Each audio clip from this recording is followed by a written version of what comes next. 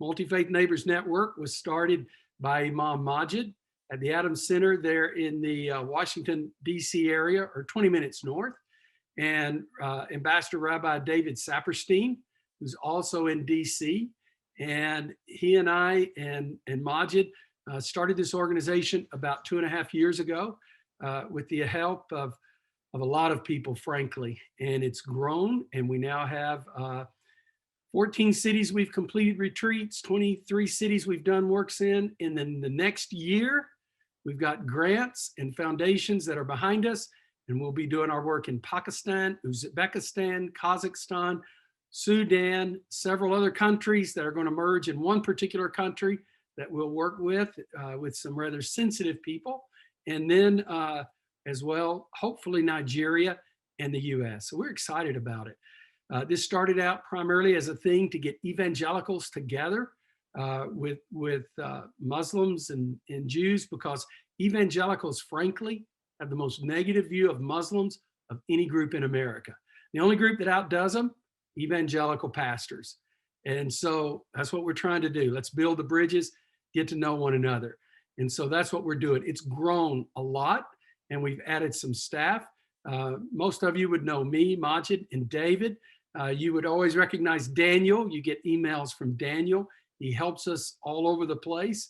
And Josh Tate, you would recognize Josh, who does all our communication.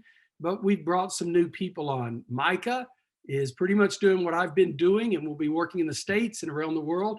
Excited about that. And then Huri has come on our staff, and we're excited about her and Essa. She's going to work with women, making sure that they're mainlined, streamlined into all that we're doing.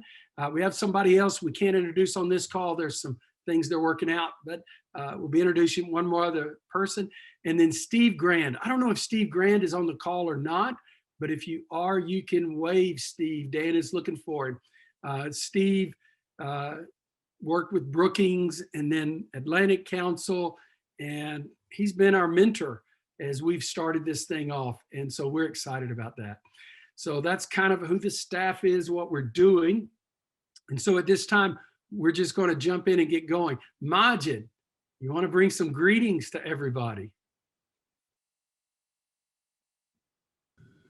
Thank you, Bob. And you and Daniel have been holding really this organization on your shoulder for a long time. And my dear friend, Rabbi David Saperstein, whom I traveled the world also with. But I would like to thank all of you, but also I want to thank our speakers for honoring us this afternoon. I'm very excited about this work. This is the right time to do all of this. It cannot be a better time than this time. God bless all of you. Thanks, Mogahed. And Rabbi Saperstein, you want to bring some greetings to everyone? Well, it's always good to be with people. I'm particularly looking forward to this, to hearing Christine Caine and Dalia Mogahed and AJ Levine are both longtime colleagues here, and we've got just such an extraordinary cast here. I'm delighted to see Josh Dixon also here. We're gathering in the work that you are doing in communities all across America, an extraordinary moment, a transition of administrations. Here, whatever was the case with the last administration, it is focused on one slice of the religious community. This administration represents a long time track record in terms of being interested in a broad diversity of engagement with the religious communities of America. A president who is deeply religious in his own beliefs here, and an administration that will value your work that you're doing in communities all across America as representing their efforts to cross ideological lines, to cross religious lines, to bring America together, to heal. And that's what this is all about. So all of that is to say, we could not be gathered at a more appropriate time. You could not be involved in the work you're involved with in a more propitious and hopeful time with the daunting challenges that we face. Josh Dixon, who we'll hear from in a minute, was absolutely indispensable in shaping how those values were played out during the campaign, and is doing so as this administration is shaping up here. And I'm really thrilled that he's with us as well today. So I look forward to working with all of you in the months and years to come. Thanks, Ambassador Saperstein, Rabbi Saperstein. Appreciate that. And we are excited to have Josh Dixon. He, I don't know what his title would be, but he was religious outreach during the transition and during the campaign.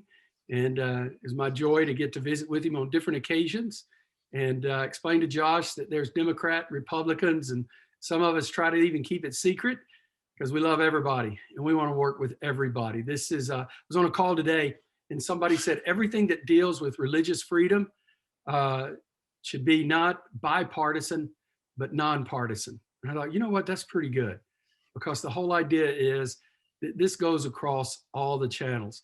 So Josh, I want to thank you so much for coming. And I know you're a busy man. We don't want to hold you too long, but I want to turn it to you and bring us some greetings and just tell everybody hello. We're excited that you're here. Thanks so much, Bob. Really appreciate y'all having me, and thank you to Ambassador Saperstein and Imam Majid. It's great to see you all. It's great to see so many friends. If I haven't met you, I look forward to meeting you all in the near future. As Bob mentioned, I had the honor and privilege to lead faith engagement on the Biden-Harris campaign and transition. I can't share any news yet, but we'll hopefully have some more news to share in the not too distant future about my role in the administration.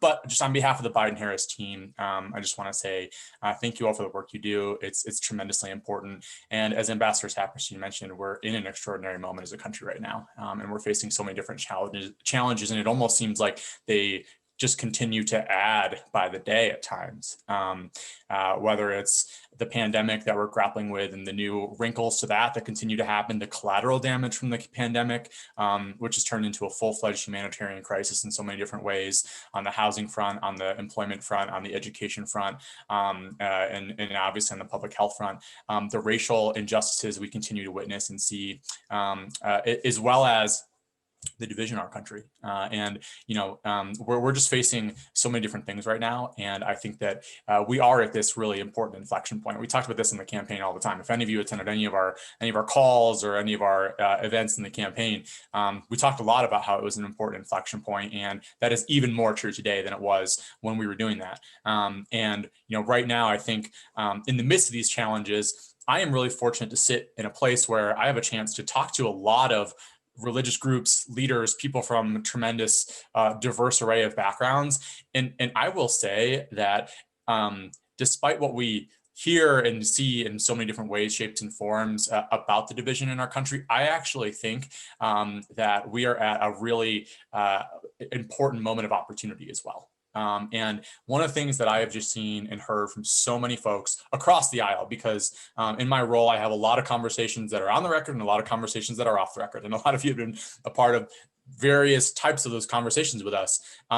We hear just a tremendous amount of common ground on a number of key issues. And sure, are there divisions across partisan lines and ideological lines? Absolutely. But right now, there is so much alignment between a number of the key things that this administration is making top priorities and where faith communities currently are and are increasingly prioritizing. It gives me a tremendous amount of hope, a tremendous amount of encouragement. And I think you've seen some early actions on some of those pieces, right? Whether it's immigration, whether it's racial equity, whether it's climate, whether it's COVID, things along these lines. But even more so as the administration ramps up, gets staffed up, and really starts to engage folks and work on building coalitions, I think we are at a tremendously important moment for what religious and interfaith engagement and collaboration and partnership looks like.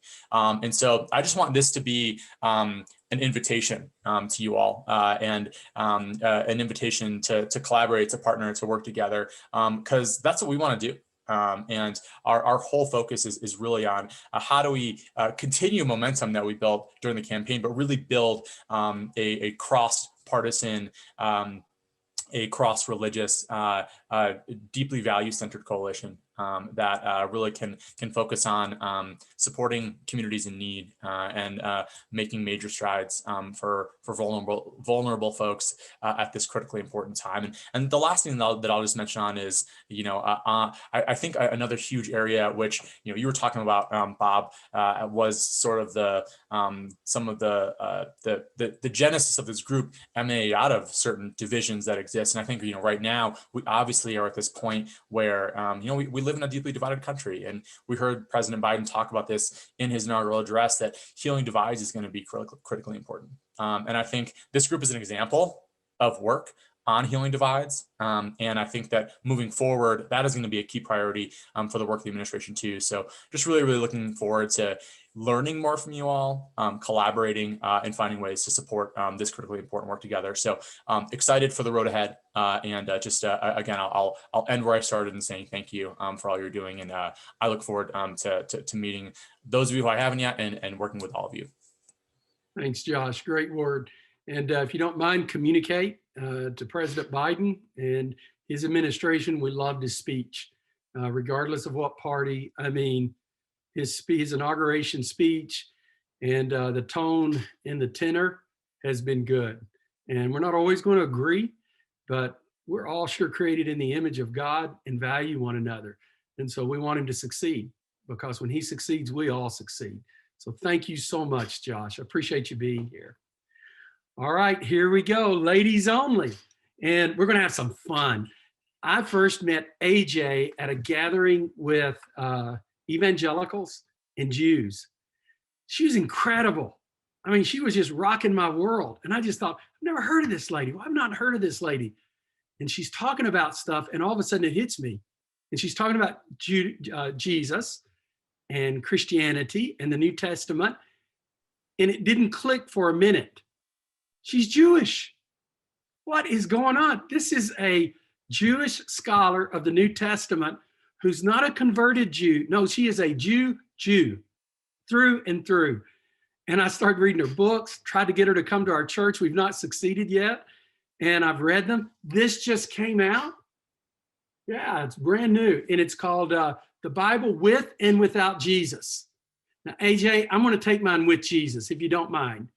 But I've already jumped into this book, and it is an awesome book. And I love her stuff. And already my wife's pulled it out of my hands a time or two, said, what is that, Bob? What are you reading? What's that about? And so, AJ, I want to know, take about 10 minutes. What do you do, and how does your faith inform you? And if you want to challenge some of the guys on the call, feel free to. It's all yours. Oh, I wouldn't want to put anybody at a disadvantage. Okay, so hi, nice to meet you all. I'm AJ, because when I was in graduate school, way back when Noah was still on the ark, I wasn't getting the mail that my male colleagues were getting. And one of my faculty members said, go by your initials and see what happens. And the gates opened up. And every once in a while, early on, I'd get these reviews that say, displaying remarkable feminist consciousness, he argues that. So that's how I came to be AJ as opposed to Amy Jill. So what do? I'm a member of an Orthodox synagogue, Shereth Israel congregation in Nashville, Tennessee. And I teach New Testament at Vanderbilt Divinity School. So my primary job is to teach people who want to be Christian ministers how to read the Gospels and how to read Paul, which is a very strange job for a Jew in the South, but somebody's got to do it. What I can do is I'm very well aware of all the ways that Christian preaching and teaching has misunderstood Jesus' Jewish context, right? It's like suddenly at the baptism, he becomes a Christian. All that Jew stuff goes away. No, all that Jew stuff stays there. And one of the ways that I think Jesus becomes so powerful, I think he's fabulous, and I don't worship him as Lord and Savior. So what I can do is say to folks, look, if I think he's fabulous, listen to him through first century Jewish years, because I'm an historian and I can do that. I can tell you why people are paying attention to him in the first place. And it's not just all about salvation and miracles. It's about ethics and parables that help people determine for themselves their own ethical center and their own priorities. So I think he's a fabulous teacher. And I think it's really too bad that we don't get to talk about him in the synagogue, because we talk about other people in that tradition. If we can talk about Martin Luther King Jr., and if we can talk about Gandhi, why can't we talk about a fellow Jew who is like, really into his Judaism? And at the same time, I'm very well aware of how mischaracterizations of Judaism at the time of Jesus, or back in the ancient period, the time that the church would call the Old Testament, the synagogue would call the Tanakh, or Jews through the century, how when Christians and Muslims and others do not know us, all sorts of awful stereotypes come in, and the Christian tradition gets deformed and the Muslim tradition gets deformed. So how do we begin to understand each other? One of the reasons that Mark Brettler and I wrote the Bible with and without Jesus, it's not Bible with or without Jesus, is to say that when we read the same text, when Jews read Genesis, when Christians read Genesis, we're going to see very, very different stories. And the Christian is going to see Jesus on every single page from the beginning of Genesis to the end of Malachi, which is the Christian canon. And the Jew looking at those same books from the beginning of Genesis to the end of 2nd Chronicles, Jesus isn't there. So what is it that causes us to read differently? How do we then have conversation? What do we do to hold on to our own tradition rather than default to some sort of lowest common denominator and I'll sing Kumbaya or Hine Matovu Manayim Shevet Achim Gam Yachad, which is, how good and pleasant it is when siblings dwell together.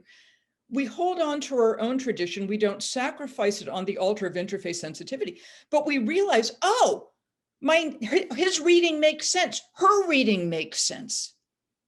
And then we get to know each other better.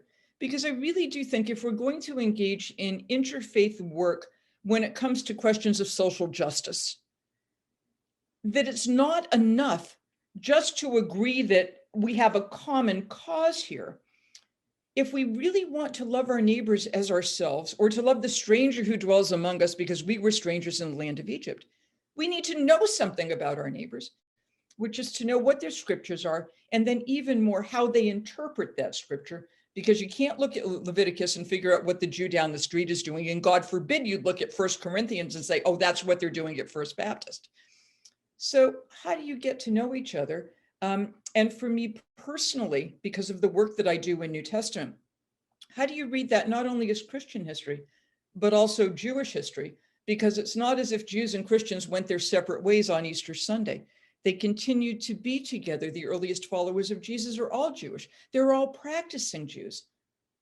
What got lost in that separation? And what now in that conversation together can be gained? And what happens when we bring in other parts of the tradition that split off into different branches, including Islam? What happens when we get to know our neighbors better? So that's what I do. I'm a Jew who thinks Jesus is fascinating, who learns a lot from him, occasionally argues with him, and spends her life reading the Gospels and Paul, and on occasion Hebrews and Revelation. Is that kind of what you wanted? That's good, AJ. I mean, that's good. By the way, some of you evangelicals might appreciate the fact N.T. Wright likes this lady. Has actually spoke with her at different things, which is kind of cool. So AJ, talk to me about a sense of fulfillment in what you do, as a sense of how your faith informs you day by day. This is a pretty radical thing that you do, as many Christians would see it. And as many Jews would see it too. Like, why couldn't you just, go be a rabbi and work in this? I'm basically a very pessimistic person. So I expect the worst of everything, right? I'm going to wake up and I'm going to be sick, and my friends are going to be sick, and my students aren't going to get their papers in on time, and the car's not going to start. I mean, I expect really bad things to happen all the time. Consequently, I'm invariably delighted when good things happen. So that's probably the way I was raised. I have dedicated my life to trying to keep Jews from bearing false witness against Christianity and Christians from bearing false witness against Judaism. And every time I look at my email, somebody sending me a column of some Christian who had said something that was really unfortunate. I mean, this morning I was reading about some politician in Lithuania who blamed the Holocaust on the Jews on, International Holocaust Day. Not a terribly helpful comment. Or people send me snippets from sermons. My pastor said, I think this was anti-Jewish. Well, yeah.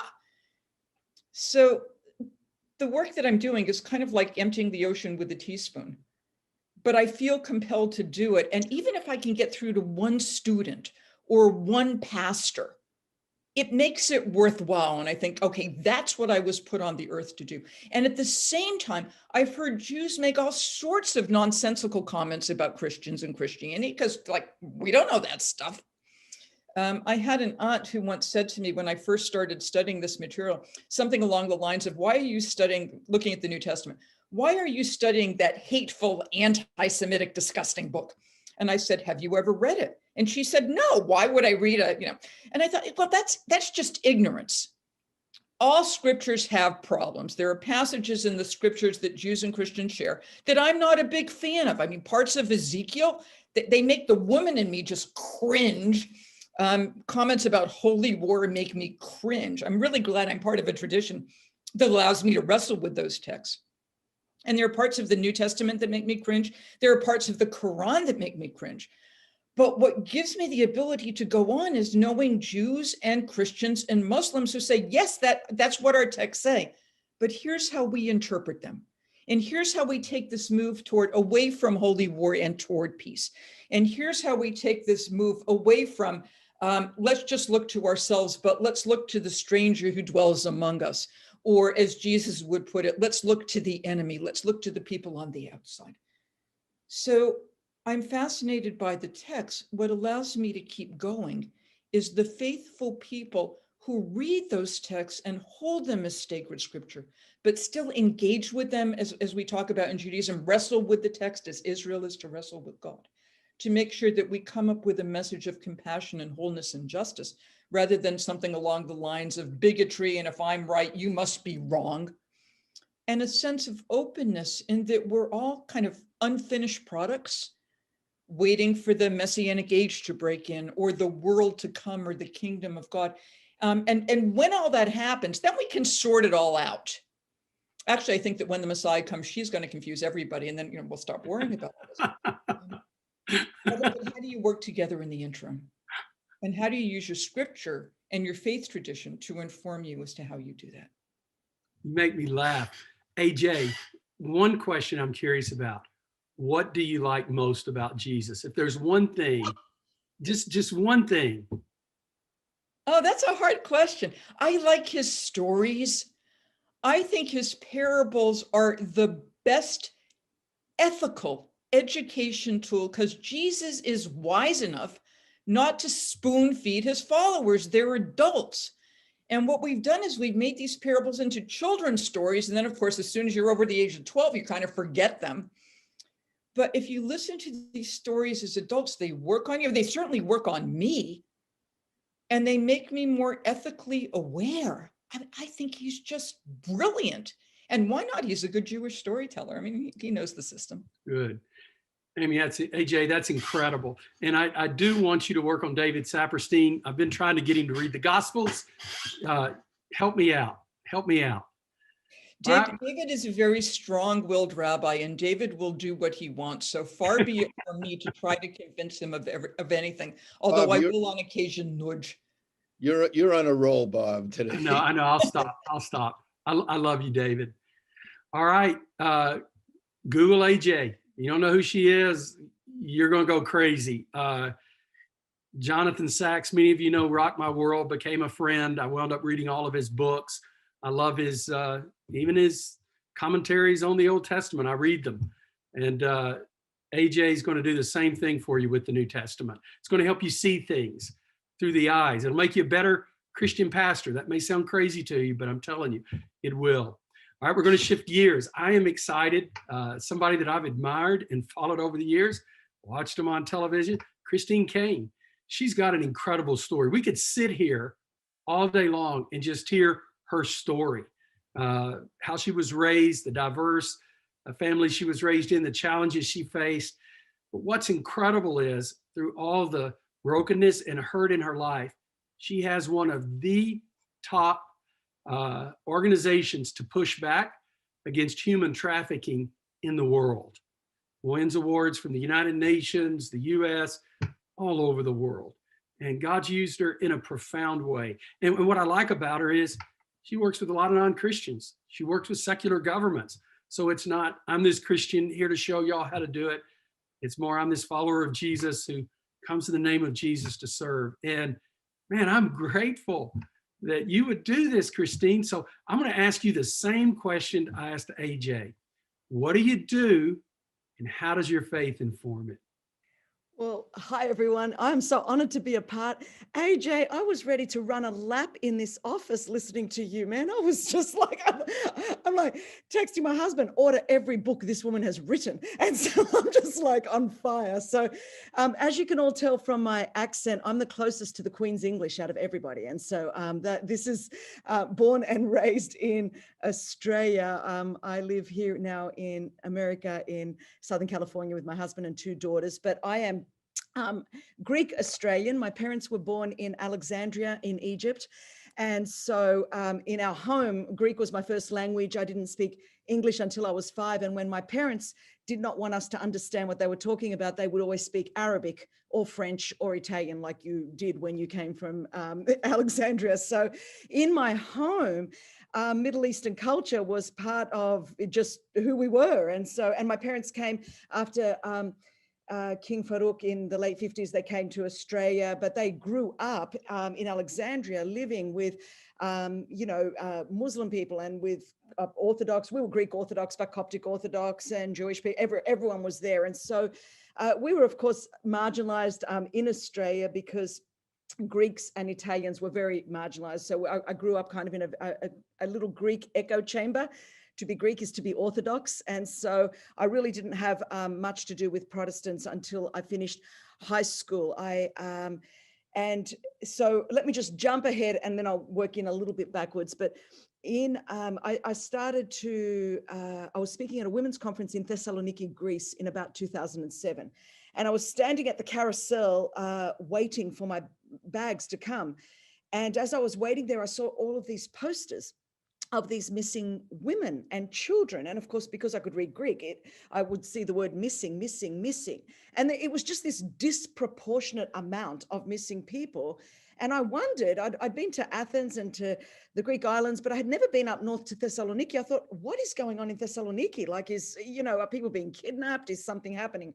And I called my friend who was running UNICEF in Copenhagen. I said, what is going on here? And she went on to tell me that these are the alleged victims of human trafficking. Now, this is 2007, to which I said, what do you mean human trafficking? She said, Christine, it's modern day slavery. I said, there cannot be slavery. We've had the Emancipation Proclamation Act. We've had I'm like going, I can't actually even believe this is in the world. I mean, I'm embarrassed that I'm saying this now, but I didn't even know it existed in 2007. But what really moved me is as I was waiting for my bags, I was 40 years old at the time, and I had just had my second daughter, Sophia. And as I was waiting as I was looking at these children, I was looking, and then all of a sudden I saw this little girl, and her name was Sophia.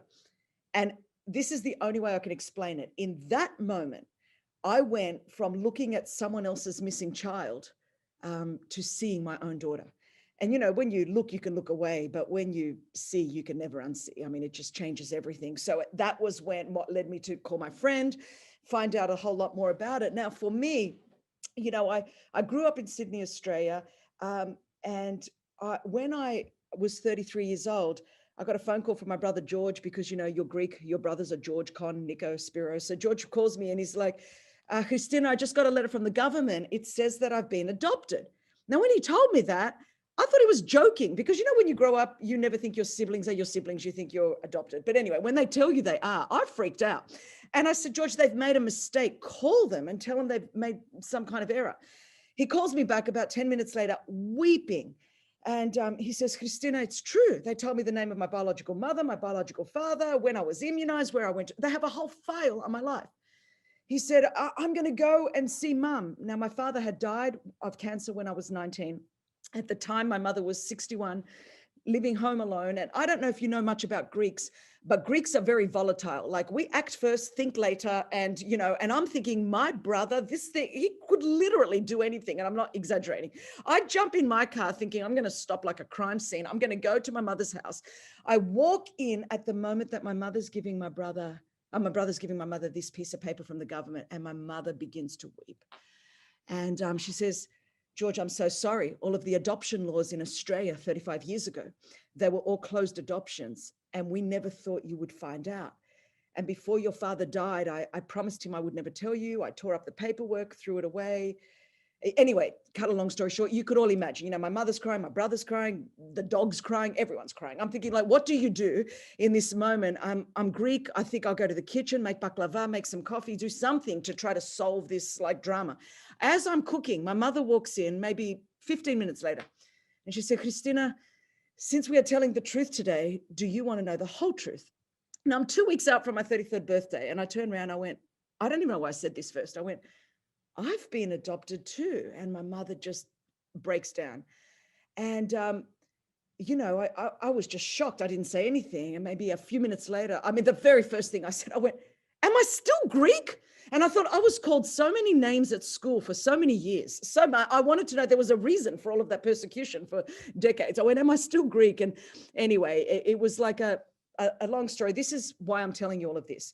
So I find out that day that I wasn't who I thought I was. I received the documents from the government a year later with my original birth certificate. It's a weird thing to get a birth certificate when you're 33 and you thought you had one. But my birth certificate simply says child's name, and typed in the word, it says unnamed, number 2508 of 1966. And, you know, when I think about what I'm doing today, and so I grew up in the poorest zip code in my state, the third poorest zip code in all of Australia, which is where you put the immigrants, particularly Greeks and Italians. So we grew up in government housing.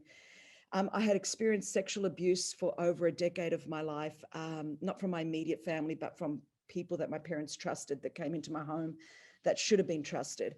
So I had so much shame from the abuse of my past, so much shame from being an immigrant that just wasn't like all of the Australian kids that couldn't even speak English until I went to school, all of the things that come with that.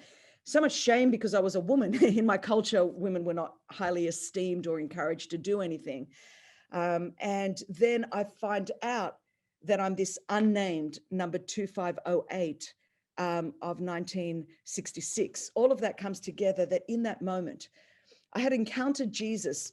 You know, I grew up in a staunch Greek Orthodox culture. So women, you know, if I say now I felt a call of God, that meant that I thought I was going to be a nun, because I did. I really thought I'm going to be a nun. I didn't know a woman could do anything else. But when I was at school, I sneaked over to the Protestant. We had compulsory religious education in Australia. You had to go to Catholic or Protestant. So the Greek Orthodox kids went to Catholic, and then I would sneak over to the Protestant,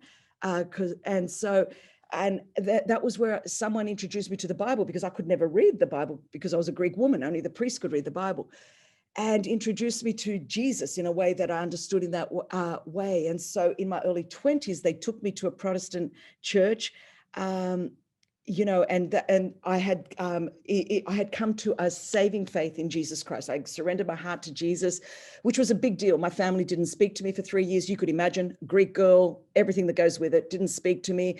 And then I have this encounter at 30. And in that moment, my mother, this is why I'm saying my faith informs what I do. While my brother was crying, my mother was crying, and she said to me, but Christine, you look shaken, but you're not having basically a nervous breakdown. And in that same moment, after I said, am I still Greek? It was in that moment that I knew, you know, a decade of knowing Jesus, what the difference it had made in my life. Because in that moment, I said to my mother in Greek, I said, Mum, before I was formed in my mother's womb, whose ever womb that was, it's okay, because he knew me. He knitted me together. He fashioned all of my days before as yet there was one of them. I'm fearfully and wonderfully made. And that day, every fact that I thought to be true about my life changed. My name, my history, every fact changed. And to this day, I still don't know the facts surrounding my conception, whether it was a one-night stand or a rape or an adulterous affair. but I do know the truth. And this is where I guess the writings of Paul for me, AJ, are so real. In Ephesians, he says we are God's workmanship, recreated in Christ Jesus for good works that he prepared beforehand that we should walk in them. So for me, that reality was this sense that God saved me and prepared for me good works. So when I was standing at that carousel and I saw my child and I'm awakened to this thing, I already was traveling the world, sharing a lot of my story, helping people overcome abuse and helping survivors in that area, but I was unaware of trafficking. I realized there was only 1 degree of separation between me and these women and children. And the difference was I was born in Australia that had a rule of law and a proper adoption system. But had I been born back then in Greece or Albania, where I'm rescuing children from every day today, from Romania, from Georgia, from Uzbekistan, from any other country where perhaps there might not have been a proper adoption system, I could have been left in any hospital. I could have been left in any orphanage. I could be one of the children that I'm rescuing. So it is profoundly personal for me.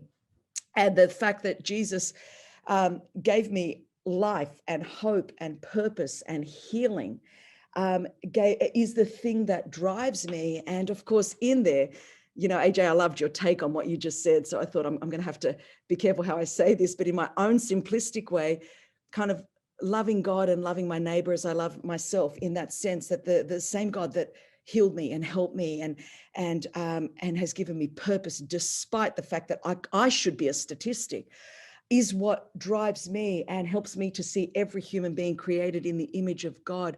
The fact that I grew up in a home where Arabic was spoken as the language so that I wouldn't understand when my parents want to talk about me, but hearing Greek and hearing French and Italian and English is just part of what we did.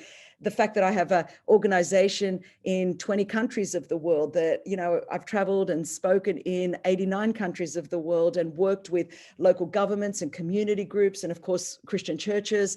I'll sum up with this. The biggest, if I could say, almost trauma of my life. So I grew up not at all exposed to American Christianity until we moved here in 2010, which we moved here because it was more central. Flying from Sydney to anywhere, you take a 14-hour commute out of your flight, out of your life. You've got a lot more time in your life. And I was getting older and I needed more time. And my daughters wanted to go to school. So we brought them here to America so that we could visit all of our offices around the world and do the work that we do. And that was when I was introduced to American, I don't know what to call it, evangelicalism, evangelical Christian, I don't know, but it was like another orbit, another stratosphere. So as a sort of Greek Australian woman that worked around the world with so many different traditions and Christian traditions, the American world was its own world. And so I actually then, and I'm talking to you today, I've just escaped out of grad school so I could jump onto this call, but I enrolled in a grad school program in an American evangelical university so that I could understand and make sense of just how it works on this planet, and attitude to women and attitude to other faiths. And so it has been, so when Pastor Bob asked me to be part of this, I thought, yes, because this is like awesome. For me, it was just very, very surreal. The attitude to women, attitude to politics, the division, the chaos, what I've just lived through in these last 2 election cycles. It is so foreign to this 54-year-old woman that I'm at school learning more about it to hopefully help to bring some peace and unity to the whole situation. So, Bob, I don't know if that's what you wanted me to say, but awesome, Christine. Is that incredible or what, guys? I mean, gals, that was awesome. Christine, I've watched you on television. You can watch her preach. I'm just curious, do you have any male evangelical people that give you a hard time for preaching in the States or not? Not to my face anymore. I think they might fear me, but no, it's the good news is that I sort of came in at a different orbit. Oh, I'm sure they do. I'm sure they probably got some with like voodoo dolls and they're sticking pins in, because I would be like the Antichrist to them, I'm sure. But by and large, those kind of naysayers, I would be their worst nightmare. I'm sure. That's awesome. But let me just say this. And it's so fun talking to you guys, and Christine and AJ the same way. just to have conversations. That's what we're about, Multi-Faith Neighbors Network. And let me say this also, I always tease Majid and David, and they always tease me. And AJ, I was just giving David a hard time. He is highly respectful of No, it's Christianity. just fun to give David a hard time. Yeah, I know, but I got to thinking there may be people on this call, they don't know. David and I travel the world together. And can I just say this? Some of you, we've got a few visitors, you may be going, this is so strange, but there's not two men I love any more than David and Majid. I love them deeply. And we have deep conversations. I mean, deep conversations, and it matters. But when you're friends, you got to have fun together. And I'm grateful for them. All right. You're going to hear from a third lady. And I've known Dalia Mogahed longer than anybody. And what happened was when I began to work with Muslims in 2002, I was scared to death. And I was going to Afghanistan. And that was my first introduction to Muslims. And so I thought I better learn something. I didn't even want to go. Too long of a story, tell you some other time. But I went to Barnes and Nobles and I went up to a shelf with books on Muslims. And there was this one book called Islam by John Esposito, and I bought it. And I then tracked him down and I called him. And so I got to know John many years ago, and I love him deeply. And through John, I met Dalia. Dalia's brilliant. She's the first, frankly, you may not know this, Dalia, you're the first Muslim lady that I'd ever met. I remember thinking, now, am I supposed to shake her hand or not shake her hand? I was paranoid. I thought, I'm going to do something bad. She's going to get upset with me. But it went good. And I listened to her talk, and it was incredible. She does all this research and has been top leader at Gallup and now has her own organization. She's not just a lady who does stuff. She's very much a lady of depth and of understanding. And I'm just grateful that she would be here. I know, Majid, she's here because of you, more than me, but I'm grateful, Dalia, that you would do that. And Dalia has a phenomenal story. And so, Dalia, I don't know how much of it you can share, but just take a stab at it and talk about what you do and why you do it, and give us just a little bit of your background. Thank you so much. I'm honored to be among you, and going after Christine is quite difficult because her story is hard to top, or hard to even come close to. But we do have something in common, because I was also I have a connection to Egypt. I was born in Cairo, not in Alexandria. And I moved to the United States when I was 5 years old. So we both immigrated around the same time to different places. But in my case, it was to Madison, Wisconsin. And my parents were there to pursue their graduate school studies in engineering. So I grew up in Madison, and I guess, my whole life I've thought of myself as a person who was on a quest, a truth seeker. I grew up in a very, I guess, religious household, but not really. My parents were certainly practicing Muslims, but they really emphasized, before anything, education. Education was sort of the oxygen of our household, and we were all encouraged. Me and my two sisters, it was just a house of sisters, and my dad and my mom, really encouraged to excel academically.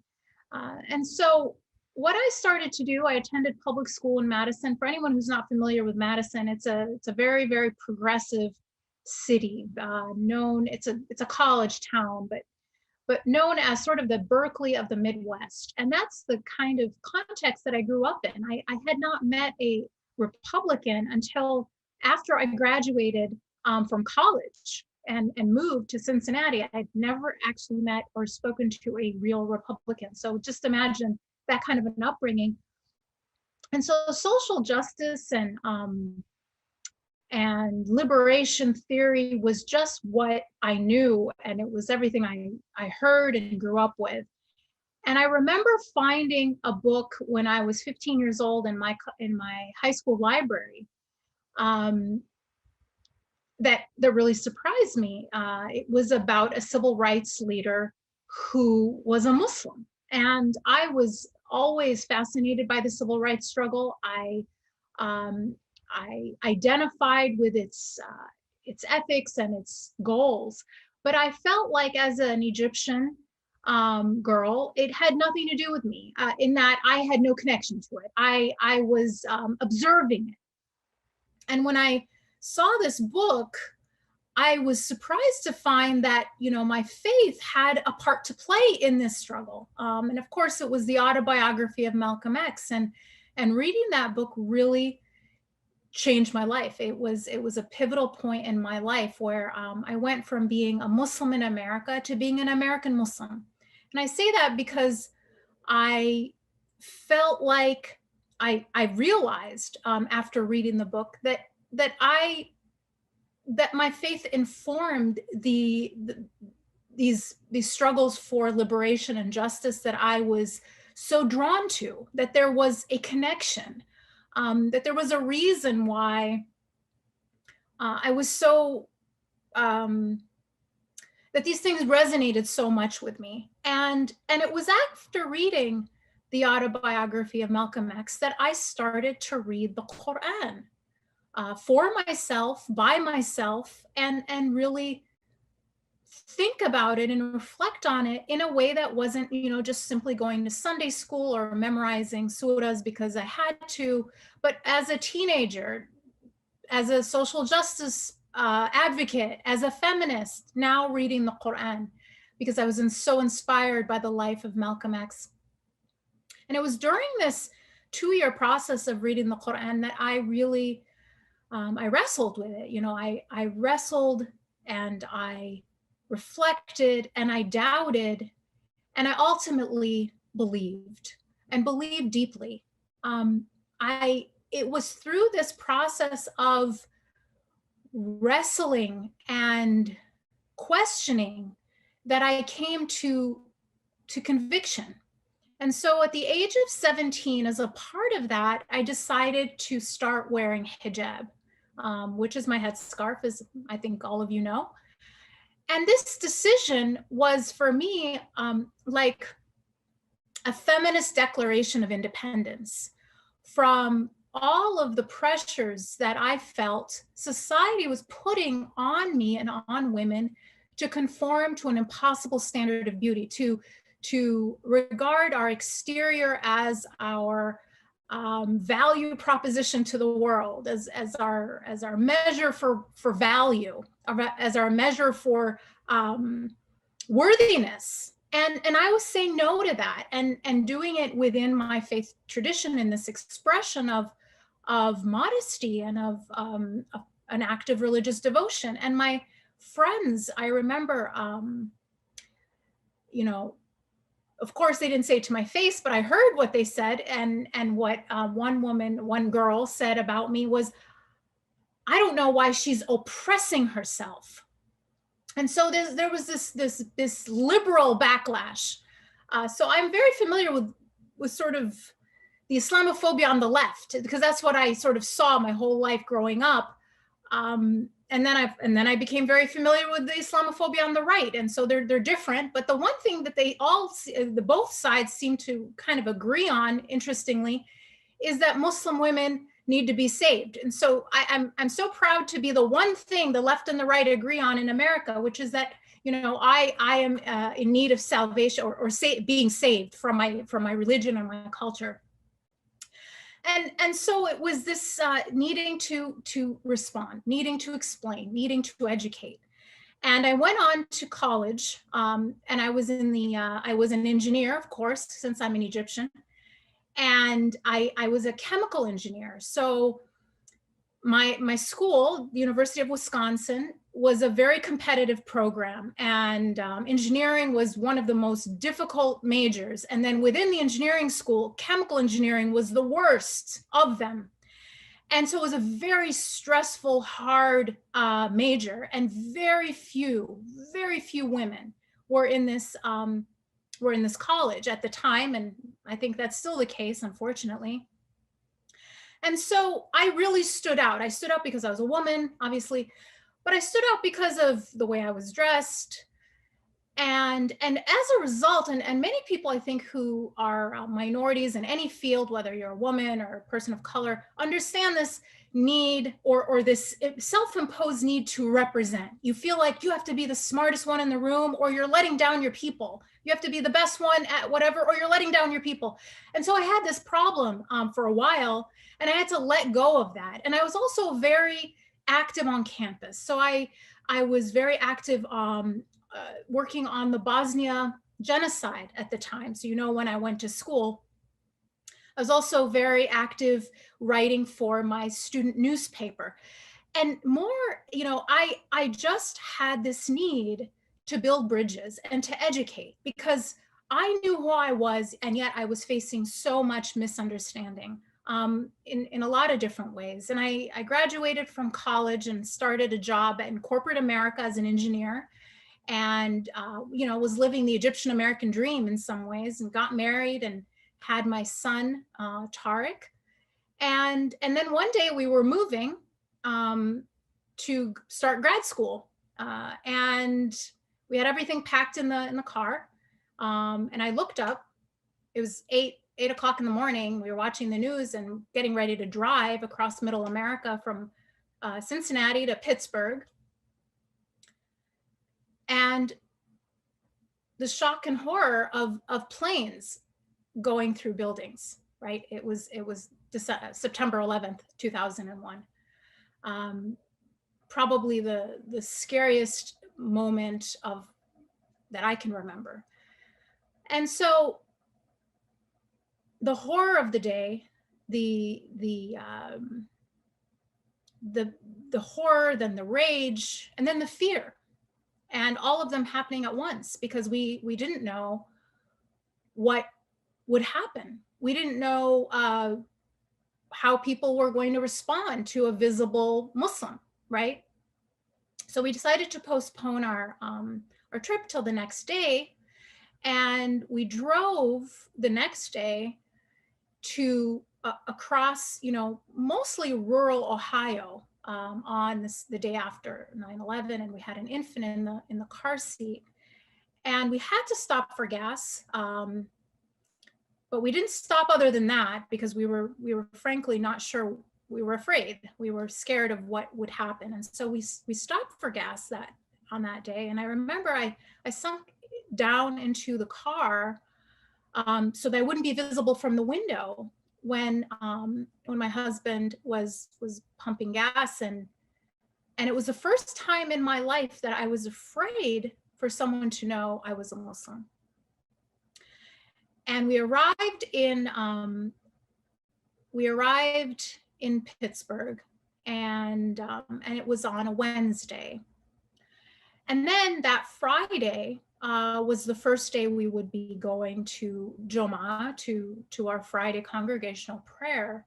And there were a lot of alerts that we were getting over emails saying, you know, from different civil rights organizations, different, you know, security organizations, that were saying it's not safe. It's actually not safe to go to the mosque on that Friday. It might be a target. We just don't know how people might react. And it wasn't paranoia. Now I want to explain. People were being taken out of their car and beaten up that week. My friend who attended an Islamic school actually had a bomb scare and had to be evacuated that week because someone had called in to say that there was a bomb in the school. Mosques were being burned down. So it was not a paranoid kind of alert. There were real problems that week. As you know, there was a cab driver had actually been killed, and he was in fact a Sikh person and not a Muslim.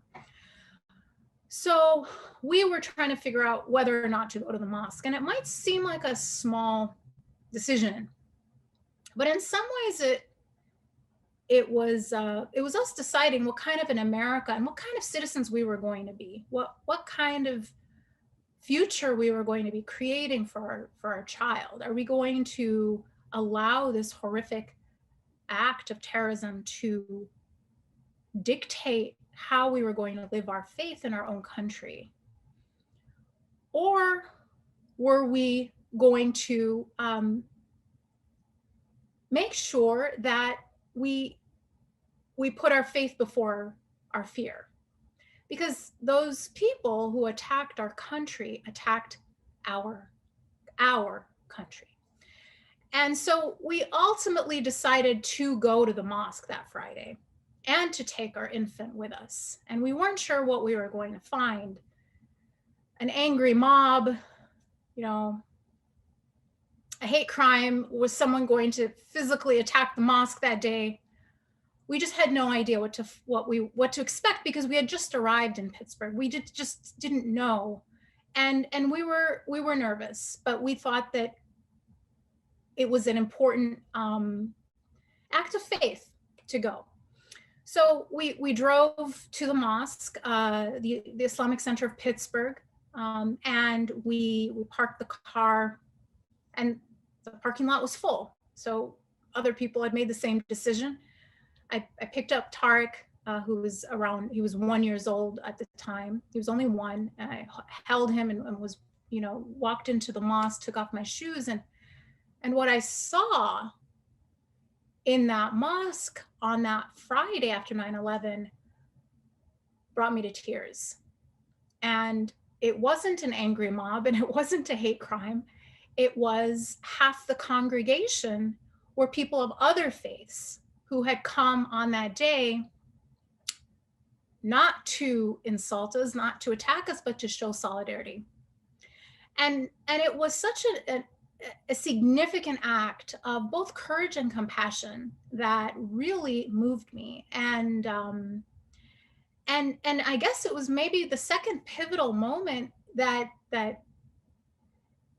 helped me dedicate my life to being a truth teller and a bridge builder.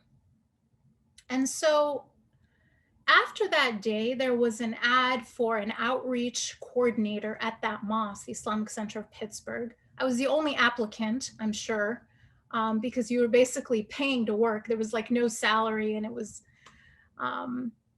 like a volunteer position with a lot of work. So I was starting grad school, and I volunteered for this position, and I became the outreach director. Of course, I since I wasn't getting any money, at least I could give myself a promotion. So I became the director, and I started doing outreach work. And what I did was, I did presentations for schools and churches and synagogues and law enforcement on who Muslims were and what we believed.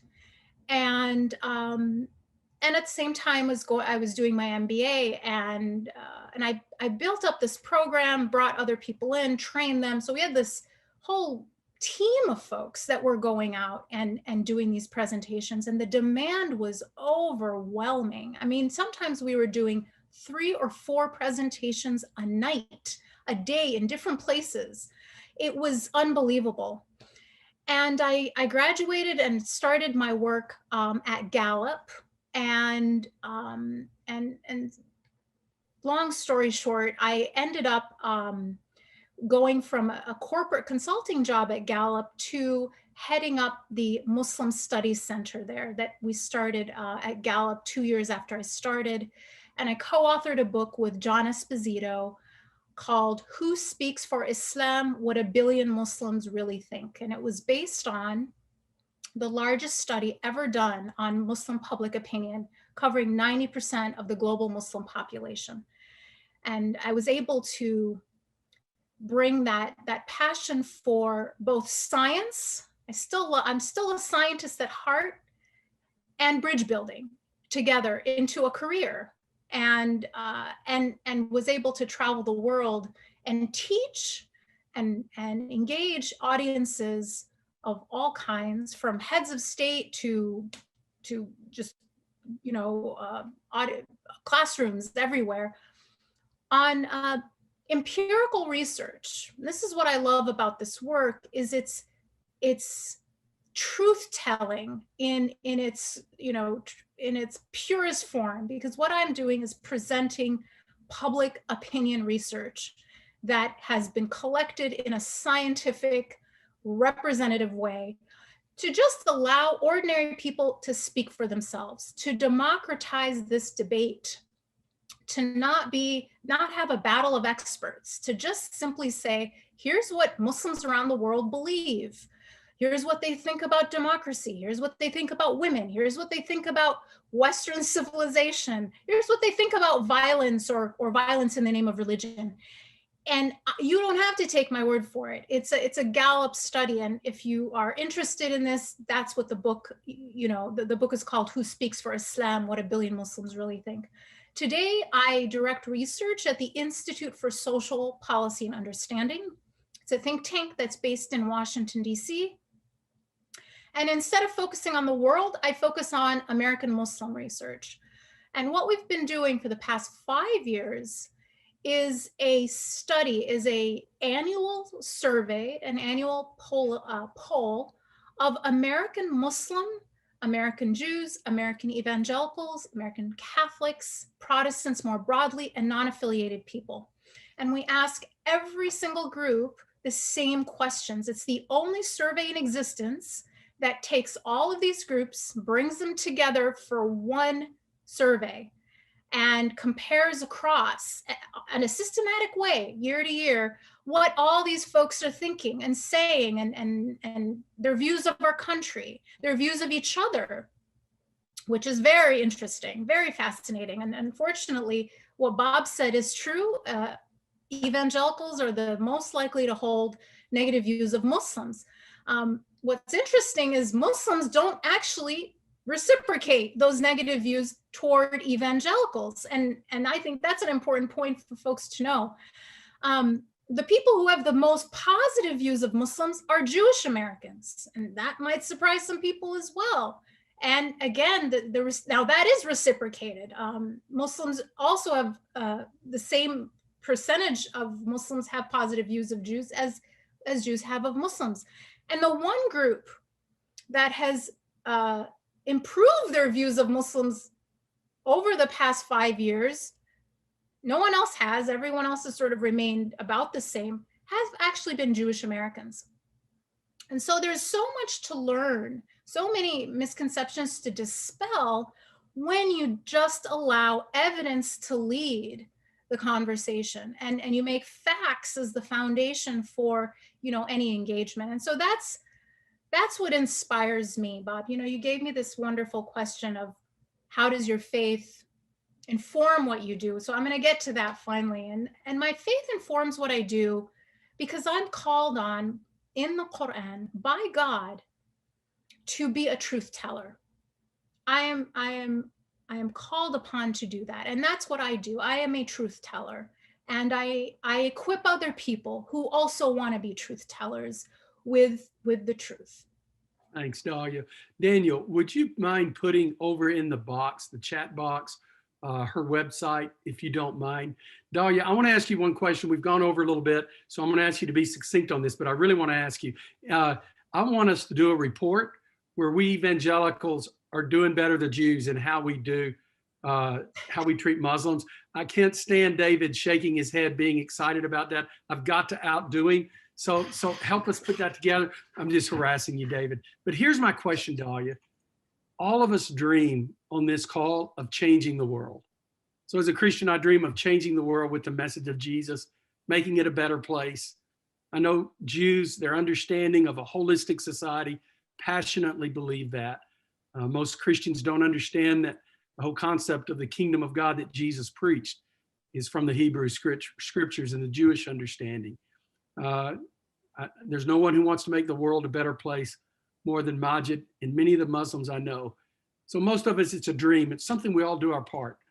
But maybe on this call, there is no one who's done more to shift the way the world thinks around the world than what you've done with your research. I'm just curious. How does it make you feel to know that you've made a measurable difference in the world? It's just not your passion, but more than your passion, you're making a difference far beyond your life. How does that feel? Well, thank you so much for those generous words. If that's the case, it's incredibly humbling, and I simply feel that I'm being used by God. This is a huge privilege because I need this work. The work doesn't need me. It would be done by better people if I weren't here. This is absolutely about me. This is my path to paradise, and I'm very privileged to get to do this work, and that's what keeps me going. Thanks, Dalia. Hey, guys and gals, have y'all enjoyed this today? It's pretty incredible, isn't it? So we'll be back in a couple of months. You've got some suggestions, something you'd really like to do. Already had someone talk about they would love to have some talks on civility. And we got a guy down here named Scott Sauls, who's a Christian who actually does that. Somebody else had mentioned prayer and spirituality. How do you find spirituality in your faith? I don't care what it is.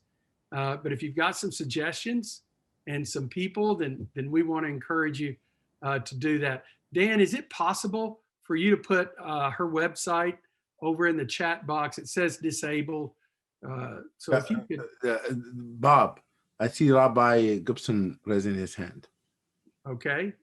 I just wanted to say to Dalia, I was there that Friday after 9/11 because it happened on a Tuesday, and I was part of the interfaith community. On this call is Imam Khadir Gunduz, who spoke the sermon at that service and told everybody to breathe. He told everyone to breathe and walk away from their television and to start relating to each other. And I worked extensively with Farouk Husseini, may his memory and name be a blessing, on doing interfaith outreach work, Jews and Muslims together, because of the fear that 9/11 provoked in people. And I want to thank you for your work, but just as somebody was with you at the Islamic Center of Pittsburgh that day, to acknowledge that. Thank you. Thank you, Rabbi.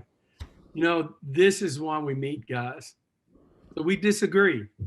AJ and I disagree about Jesus. But let me tell you something. We do not disagree on our values, because it was the truth of the Hebrew scriptures that was the values that were brought into the New Testament. And I know some people may freak out over this, but the truth of the matter is those same values are present in the Quran. And we can meet around those values. And we live in a public square where we all exist. And frankly, as an evangelical Christian, my view is we ought to be the most loving at all. Conservative in our faith, liberal in our love and in our service. And that's why I love working with David. He's that way. That's why I love working with Majid. He's that way. And we might not can change the whole world, guys and gals, but we can change the worlds we live in, the cities that we're in. And if we come together, oh my gosh, it is unimaginable the good that could come from us working together. Amen.